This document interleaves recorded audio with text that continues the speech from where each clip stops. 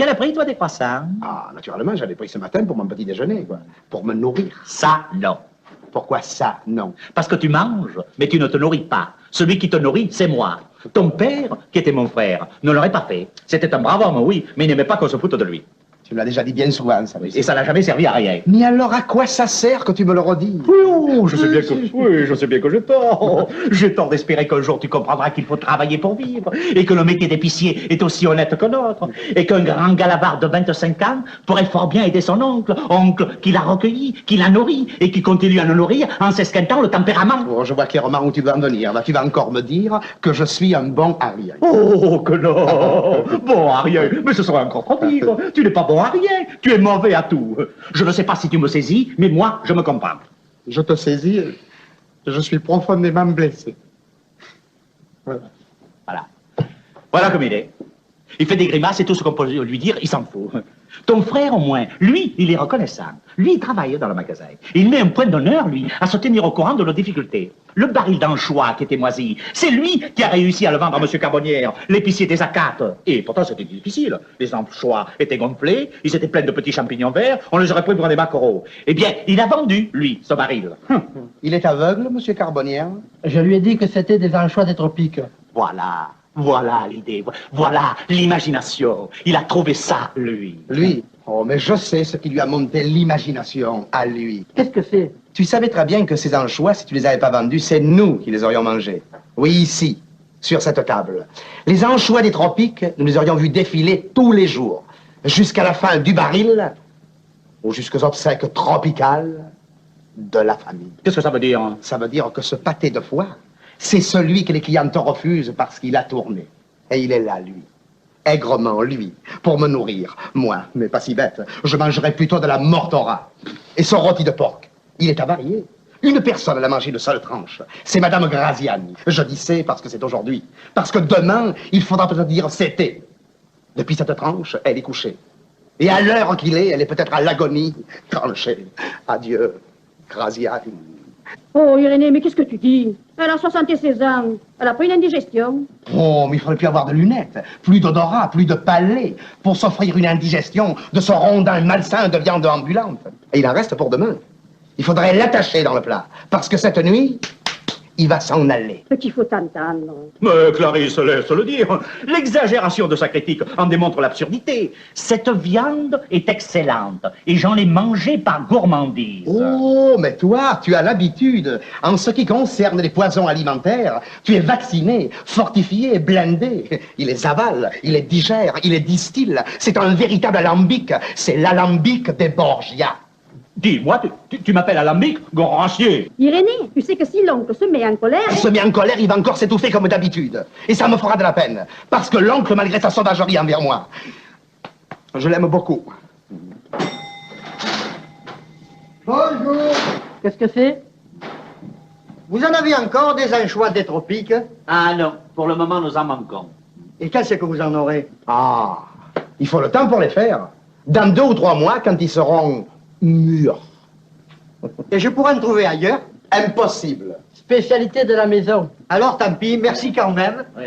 Au revoir. Au revoir, monsieur. Bravo. Voilà une fière leçon pour toi. Admire cet enfant. Il nous arrive une catastrophe, un désastre. 50 kilos d'anchois qui moisissent sans rien dire. Eh bien, lui, de notre désastre, il fait une spécialité. Il crée un poisson nouveau, un poisson auquel Dieu n'avait pas pensé. Et il en fait une friandise inconnue. Il a peut-être eu tort de vendre tout le paquet au même épicier, à celui des Acates. Parce que ce paisible village, sa friandise va peut-être le dépeupler en 15 jours. Car le poisson nouveau va les empoisonner. Eh bien, c'est ça. Délivre-le. Reproche-lui son initiative. Casimir, je te félicite. Voilà 10 francs pour tes menus plaisirs. Et n'écoute pas les sarcasmes de l'inutile. J'ai une envie terrible de me mettre en colère. Non, non, non, tu vas t'étouffer. Mais est-ce que ça ne vaut pas la peine que je m'étouffe une fois de plus quand j'entends des choses pareilles? Mais nom de Dieu de Trafalgar, est-ce que c'est une chose imaginable, un individu qui ne va pas travailler? Ah, pardon, je ne veux pas travailler dans l'épicerie. Quand je me vois dans cette boutique... Ce n'est pas une boutique, c'est un magasin. Je te le dis pour la 500e fois. Si tu veux, quand je me vois dans ce magasin, entre la morue sèche et le roquefort humide, ça me donne mal au cœur de discuter sur la qualité des pommes de terre avec Madame Laurie Bouchon, qui veut toujours les payer à 1 sou de moins. Ça ne m'intéresse pas. Je ne suis pas né pour ça. Et pourquoi es-tu né? Pour une autre carrière, parce que moi je suis sûr que j'ai un don. Oui, si tu possèdes quelque chose, c'est certainement un don. Parce qu'avec l'argent que tu as gagné, tu n'as pas dû te payer grand-chose. Je parle d'un don naturel, d'un don de naissance, d'un don de Dieu. Ça nous fait bien plaisir d'apprendre que tu as un don de Dieu. En dehors de ton gros appétit, de ta paresse et de ta grande gueule, je me demande un peu ce que Dieu a bien pu te donner. Un talent caché. Bien caché. Moi, je sais ce que c'est. Si jamais tu le dis après les promesses que tu m'as faites, tu es un homme déshonoré. Et je ne le dis pas. Je dis seulement que c'est vrai que tu as un talent caché et que moi, je le sais depuis longtemps. Et ça peut rapporter quelque chose, ce talent? Des millions, tout simplement. Des millions de quoi? Et de francs.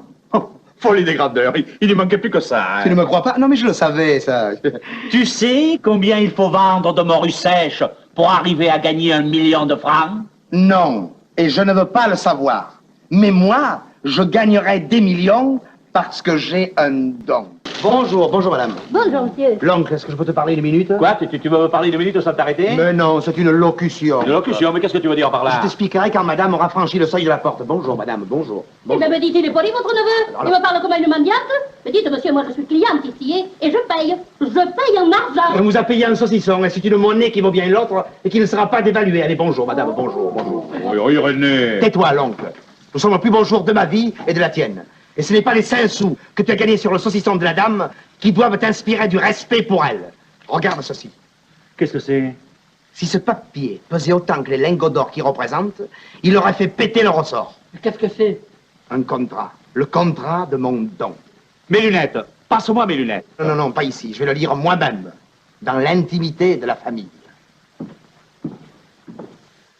De la famille subitement enrichie par mon don. L'oncle Casimir. Tante. Mais qu'est-ce qui se passe? Je me le demande. Tu as dîné au moins? Oui, j'ai dîné. Asseyez-vous. Après, ce sera le champagne.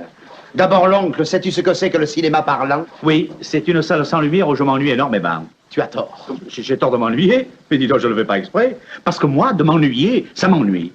Mais le rapport avec ce papier... L'oncle, mon don de Dieu, c'est le cinéma. Quoi? Oui, acteur, comédien, tragédien. Ça te fait plaisir, hein? Ma foi, il vaut mieux le savoir. Comme ça, au moins, on est fixé. Et alors? Alors, une puissante compagnie américaine qui a une filiale en France m'a signé cet engagement. Écoute, entre la maison Verniquel et compagnie d'Olivode et M. Irénée Fabre, moi, il est convenu ce qui suit. M. Irénée Fabre est engagé en qualité de comédien pour une durée de 3 ans. Et sa première création sera le rôle du Spunz. Qu'est-ce que c'est que ça? Les explications après. M. Irénée Fabre, moi, recevra comme salaire une somme de $1000 par semaine, ce qui fait 25 à 30 000 francs par semaine. Voilà ce que c'est que les Américains. Ça y est, j'en étais sûr. Ça m'étonnerait s'il t'avait payé une semaine d'avance. Pourquoi tu dis ça? Parce que je connais les Américains. Et alors? Si les nécessités de la production forcent M. Irénée Fabre, toujours moi, à travailler sous un climat qui n'est pas le sien, et au pôle Nord comme au Sénégal, l'oncle, une parenthèse. Ceci est évidemment exagéré. Seulement, on ne perd jamais de vue que ce sont des Américains. Alors, dans un contrat, ils prévoient tout. Oui. Même le pôle Nord et le Sénégal, hein? Ça se comprend. Oui, si ça se comprend pas, ça se rêve. Ah, mais il y a des indemnités prévues. Oh là. Au-dessus de 30 degrés à l'ombre, M. Fabre recevra une prime de 100 francs par jour et par degré. Ainsi, pour 45 degrés, j'aurai 1500 francs de plus par jour. 45 degrés, c'est chaud. Bon, ben, avec 1500 francs, il pourra se payer des éventails. Et même, je me ferai éventer par les nègres.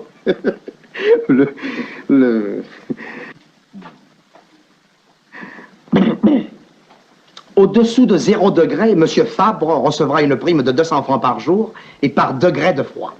Un rapide calcul te montre que pour moi, moins 40 égale plus 8000. Simple, logique, naturel. Ben moi, j'y comprends plus rien. Oh, mais c'est pas fini, il y a les maladies. Ah oui, les maladies. Voyons un peu les maladies. En cas de maladie contractée en pays étranger, les indemnités seront payées selon le barème suivant. Autre parenthèse, les maladies sont payées en monnaie du pays de la maladie. Au premier abord, ça paraît bizarre et même rigolo.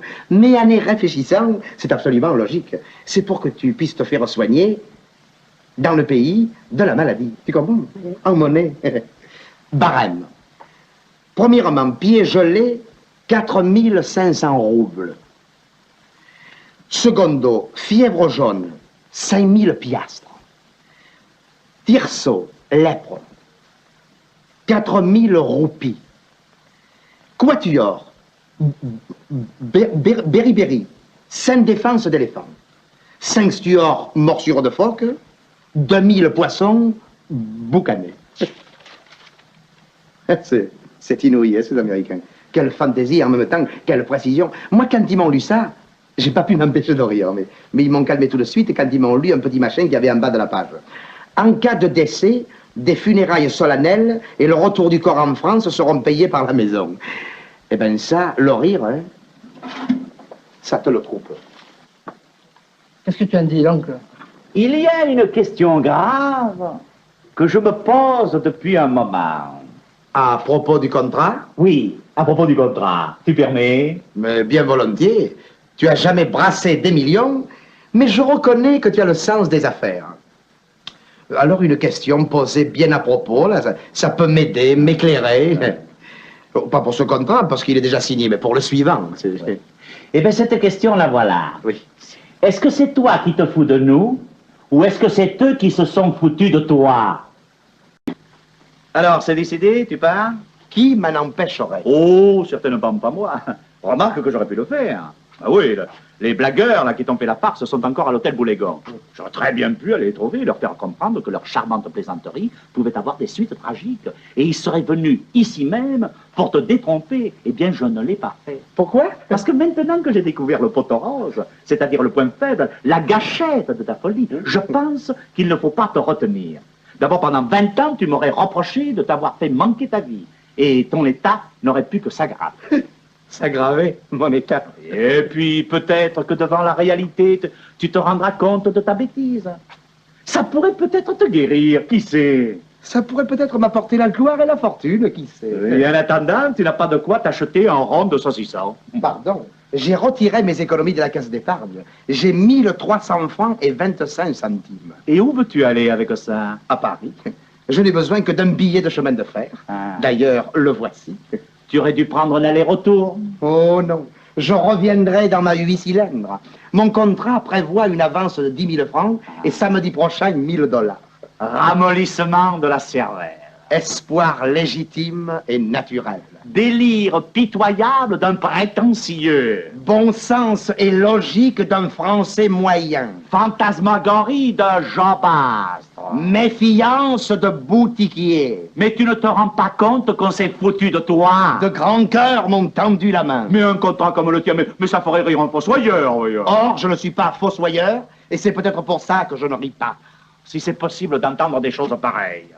Va, sur mes premières économies, je t'achèterai Félix Potin. Il y a de quoi pleurer. Oui, tu as beau être injuste, méchant et incrédule, je te l'achèterai, Félix Potin. Et si tu ne le veux pas, je le jetterai. L'usine de jambon Olida, je t'en ferai cadeau pour ta fête.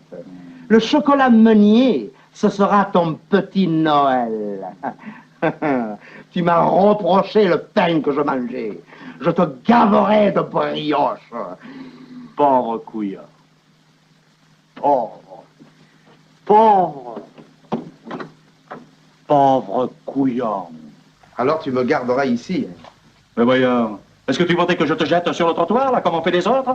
Tu sais, je ne t'ai pas signé de contrat, mais il y en a un tout de même, et ça n'est pas une plaisanterie. Merci, l'oncle.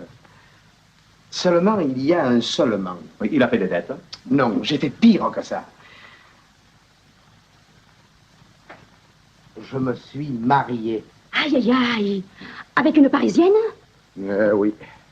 Et elle est aussi riche que toi? À peu près. Et elle est à Paris? Non, elle est ici. Je l'ai laissée au bar du coin, là. Pour que... Ah oui. Tu veux que j'aille la chercher? Non, non, vas-y, Casimir. Non, j'y vais moi-même. J'y vais. Ça ne me semble pas possible. Irénée mariée. Et sans un sou?